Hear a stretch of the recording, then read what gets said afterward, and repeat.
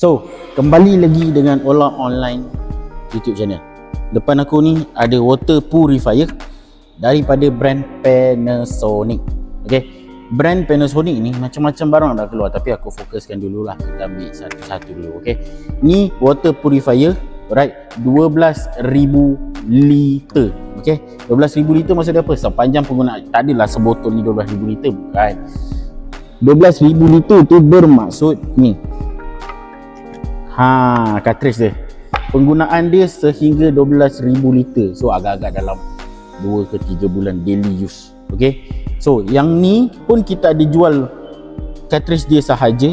Okay, untuk memudahkan korang, tak payah cari kat luar, cari je dekat kita orang juga. Sebab apa? Sebab kalau korang beli benda ni, okay, dah dapat sekali benda ni. Okay, so tidak akan, orang kata korang pening kepala lah nak cari mana, nak cari cartridge dia and everything so on. Right, so depan ni ada 3 barang. Output dia daripada what we call it, water purifier ni. Okay, dan yang ini adalah untuk pipe, dan ini adalah untuk connector pipe. Okay, ni dia tak pakai elektrik tau. Okay, so korang connectkan yang ini dekat muncung sini, right. So lepas tu korang ketatkan macam biasa. Okay, macam ni.